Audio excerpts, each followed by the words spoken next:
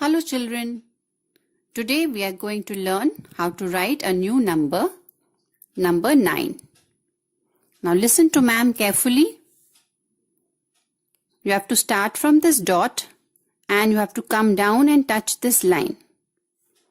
So first we have to make half a round like letter C, go up, and then you have to make a standing line and touch the bottom line.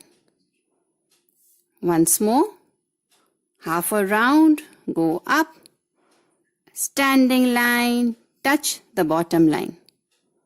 One more time. Let us learn together. Half a round, go up, and then make a standing line, come down, touch the bottom line. Number 9.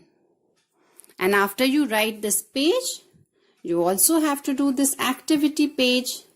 You have to circle all the number 9s. Okay, everybody? Happy learning!